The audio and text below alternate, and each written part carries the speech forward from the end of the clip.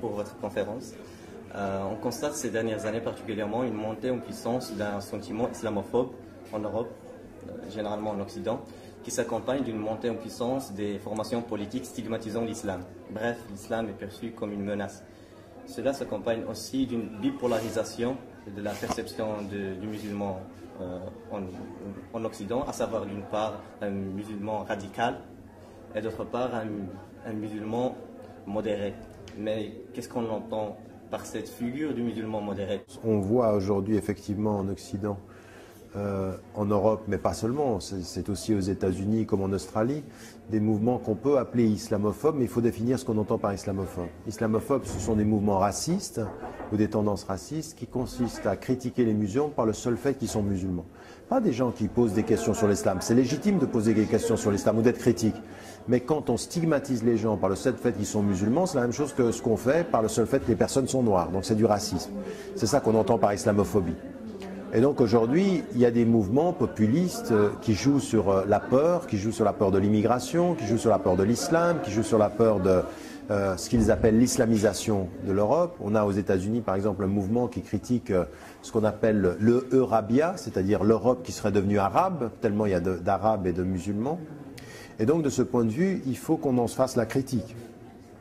Dans mon pays, la Suisse, le premier parti politique est l'UDC, l'Union démocratique du centre, qui a lancé le référendum contre les minarets. On n'a que 4 minarets en Suisse, mais ils ont quand même réussi à faire peur aux gens.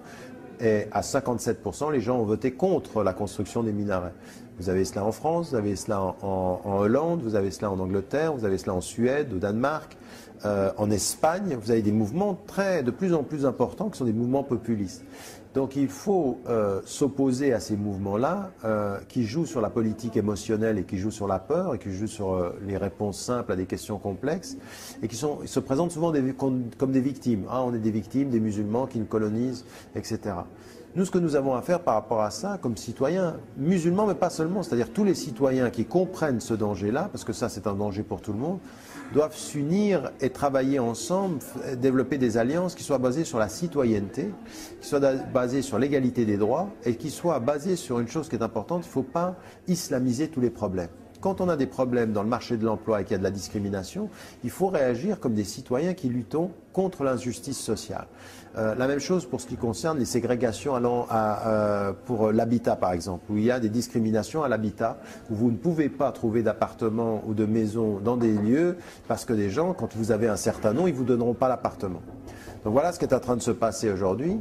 Et vous avez un discours qui est en train de s'installer, qui est un ancien discours colonial, qui s'installe en Europe et qui est de dire il y a les bons musulmans et les mauvais musulmans. Alors moi j'ai écrit un texte là-dessus en disant d'abord qu'est-ce qu'on entend par les musulmans modérés et certains des acteurs politiques nous présentent des musulmans modérés comme des ex-musulmans en fait. C'est-à-dire qu'il n'y a plus du tout, c'est l'islam, c'est les musulmans sans l'islam. C'est là aussi où les musulmans doivent pouvoir s'engager à faire un travail qui soit un travail d'explication de la complexité des tendances musulmanes et accepter la diversité. Nous aussi, nous sommes responsables de la façon dont on nous perçoit. Et nous avons un travail important dans la mise en évidence des différentes tendances musulmanes. Il y a des littéralistes, il y a des réformistes, il y a des soufis, il y a des rationalistes. Ça, c'est tout l'islam. Et c'est aussi aux musulmans de s'exprimer beaucoup plus clairement sur la diversité acceptée de leur tradition. Est-ce que vous ne cristallisez pas ces craintes, cette incompréhension, à travers les nombreuses critiques qu'on vous adresse à titre personnel? Savoir une difficulté à vous mettre dans une catégorie, et de là on vous accuse de double discours ou bien... Oui, en France, c'est comme ça, mais ce n'est pas le cas partout en Europe. Je veux dire, il y a beaucoup de pays européens, là où je vis en Angleterre, où vous savez, il y a de quoi devenir schizophrénique en Europe. C'est parce qu'en Angleterre, je suis considéré comme une voix de la modération. On m'appelle pour être la voix de la modération. Je pars en France, et là, c'est le diable parle. Et donc, on joue là-dessus. Et donc, on s'aperçoit que ce ne sont pas des discours objectifs, ce sont des discours politiciens qui instrumentalisent. Et comme vous le dites, en France aujourd'hui, je suis plutôt le révélateur de processus de fond. Et donc, moi, je suis utilisé comme la balle de ping-pong parce que je suis devenu une personne médiatique qui apparaît et donc qui représente ça. Mais je crois que c'est ma responsabilité aussi de faire attention de ne pas accepter de jouer ce rôle-là et puis, à des moments donnés, savoir disparaître du champ. du débat pour laisser la place à d'autres acteurs qui sont qu'on peut pas, sur lesquels on ne peut pas projeter autant de masse négative pour que eux prennent la parole. Et c'est en train de venir. Donc moi je suis dans la transition. À un moment donné, je vais disparaître de ce paysage-là et d'autres prendront la place qui auront une beaucoup plus grande force que moi. Parce qu'ils prendront la force du collectif alors que là pour l'instant je représente la possibilité de la cible individuelle. La cible individuelle doit disparaître. Donc moi je vais sortir de ce champ-là et vous allez avoir l'émergence qui arrive là maintenant de jeunes et de moins jeunes qui sont en train de prendre la parole, qui sont en train de s'autonomiser, qui sont français puis qui disent à la France vous n'allez pas continuer pendant longtemps à nous mettre à l'extérieur de la France. Nous sommes français autant que vous êtes français. C'est notre pays et l'avenir se fera avec nous. C'est ça la France. La France, l'islam est une religion française, il faudra compter avec nous. Et ceux-ci seront beaucoup plus entendus. Pourquoi? Parce qu'on n'aura pas le choix, il faudra les entendre. Alors vous aurez le discours de Marine Le Pen qui m'a dit à moi, il se serait bien que les musulmans changent de nom. Au lieu de s'appeler Mohammed, Abdelrahman ou Fatima, il faut qu'ils s'appellent Alain, Sylvie.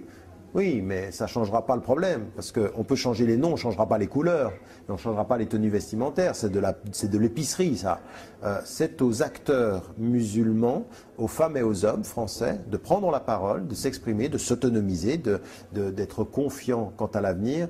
Et c'est un passage historique, il faut qu'on comprenne une chose, c'est que ce sera long, ce sera difficile, mais encore 2 générations et beaucoup de choses seront beaucoup plus claires qu'elles ne le sont maintenant.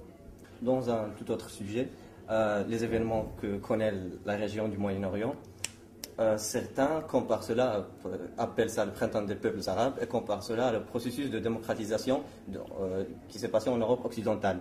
De là, on se demande, est-ce que ce processus de démocratisation, même dans ces pays arabes, dans les pays musulmans, va s'accompagner d'un processus de sécularisation, comme ça s'est passé en Europe? Est-ce que c'est inéluctable? Non, d'abord, il faut faire attention au choix des mots, à la compréhension et à l'analyse des phénomènes. On est aujourd'hui, un verrou s'est brisé en Afrique du Nord et au Moyen-Orient avec la chute de Ben Ali, ça c'est une certitude. Maintenant, ce qui va advenir de ces révolutions, on est loin, loin, loin de ce qui s'est passé en Europe orientale. On est aujourd'hui dans des révolutions complètement inachevées. Personne ne peut prédire ce qui est en train de se passer. Tout ça, ça peut être récupéré encore. Hein. Ça peut être récupéré par l'armée, ça peut être récupéré par des forces qui ont des intérêts, donc des forces étrangères. Je veux dire, même là, par exemple, les interventions en Libye, qui peut dire quelles sont les intentions des uns et des autres? Ce qu'on aimerait, c'est que le gouvernement tombe, mais on aimerait qu'il y ait un vrai processus de démocratie. Donc ça, déjà, il faut pas être naïf, il faut être prudent, c'est-à-dire optimiste quant au mouvement, prudent quant à leur objectif et à leur capacité de réussir. Maintenant, est-ce que ça veut dire que ces révolutions vont partir vers plus de sécularisation? Ça dépendra des acteurs. Personne ne peut le prédire. C'est pas inéluctable. Les peuples arabes ou les peuples majoritairement musulmans ne doivent pas se laisser dicter des modèles politiques. Par contre, ils doivent partager des principes. Moi, il y a des principes sur lesquels je suis absolument pas d'accord de faire le quelconque compromis. L'état de droit, la citoyenneté égalitaire, le suffrage universel, le fait qu'on est élu avec un mandat, c'est-à-dire en anglais on dit accountable, c'est-à-dire on est élu mais on doit rendre compte de ce qu'on fait. On est élu pour un mandat et puis après on remet en jeu son mandat. Et la séparation des pouvoirs, ça pour moi c'est pas négociable. C'est des principes qui sont totalement liés et ancrés dans toutes les traditions, même la tradition musulmane et les autres. Après il appartient aux Marocains, il appartient aux Tunisiens, il appartient aux Égyptiens de trouver leur modèle. On ne doit pas se laisser imposer un modèle. Et on n'est pas obligé de faire comme la France, on n'est pas obligé de faire comme l'Angleterre. Je veux dire, la sécularisation française, c'est pas la sécularisation anglaise. Je veux dire, la reine d'Angleterre l'est au nom de l'église anglicane, ce qui serait totalement inimaginable en France. Donc il faut laisser les peuples trouver leur modèle, rien n'est inéluctable, mais par contre, il faut qu'on soit ferme sur les principes à défendre. Merci pour votre conférence. Merci à vous.